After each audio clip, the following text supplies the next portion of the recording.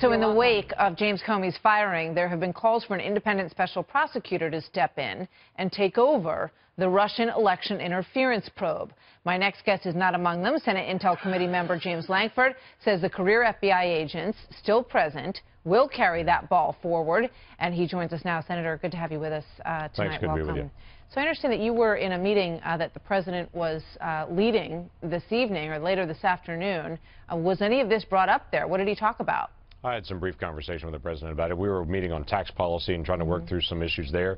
We also had a brief conversation, he and I did, about this firing and what happened and some of the timing and the why. And my dominant issue with him is many Americans will say they understand. Comey's been a very controversial figure for a while. The big issue Americans are looking for is why right now. It made sense in January. It doesn't make as much sense now. And his answer was very clear. It's what the vice president has said before. When Comey's boss is now in place, who's only been there a couple of weeks, Mr. Rosenstein, when he came on board, met with Comey. He and Comey did not connect, had some issues there, and he made the recommendation to the president. This is not going to work long term, that we've got to have somebody in there that will have the trust of the American people.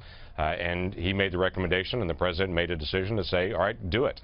Follow through on what your recommendation is. So just that straightforward. Did you ask him if he had become frustrated that James Comey, that he watched Clapper and Yates both suggest that there was no collusion that they had found evidence of? He never really got that clearly stated from the FBI director, and the indication is that frustrated him.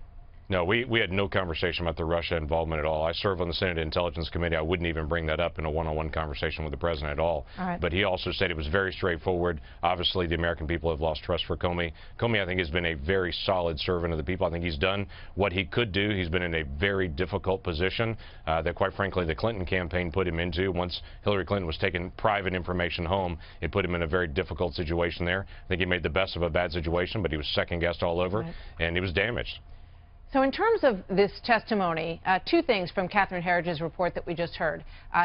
James Comey is expected to speak with your Intel Committee on Tuesday behind closed doors.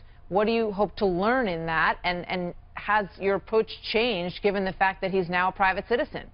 No, our approach will obviously stay consistent. We're trying to get all the facts and to be able to pull the facts out. We have the responsibility of oversight of the entire process of what's happening not only with the FBI, what's happening in the intelligence community, the documents that have been gathered, how they were gathered, and all the information that's there. FBI obviously has all of their investigation to do.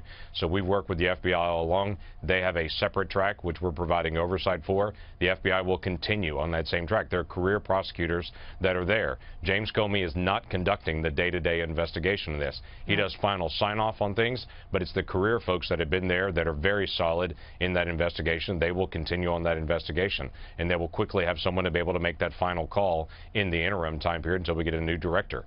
So our process is going to remain the same, but we will still have very similar questions for James Comey. And there's a subpoena now for Mike Flynn. Tell me about that.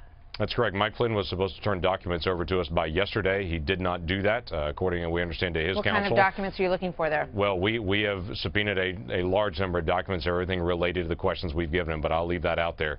But we have a large document research that we've pursued for him. He didn't turn those documents over, so we've subpoenaed those documents. We do expect them to be delivered to us.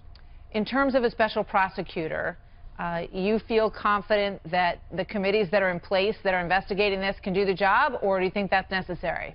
I don't think that's necessary. Let the FBI finish their work and the career folks that are there at FBI. If there's a dissatisfaction at the end of it or what they found, then we'll get a chance to address something from there. But nothing goes faster with a special counselor coming out. Remember, it was 6 years for the Iran-Contra investigation. It was 3 years in the Watergate. It was a full year just for Waco in that investigation, and that was a pretty straightforward investigation with no classified documents. It doesn't go faster with an independent counsel. Let them finish our work. Let us finish our work in the Committee on Oversight as well. We've already been on this 5 months. Let us continue that out, and then we'll see where it goes from there. Already a lot of entities that have the job of getting to the bottom of this, and as you say, you're all in the middle of this journey. So, Senator Lankford, always good to talk to you. Thank you very much. Good to talk to you as well. Thanks.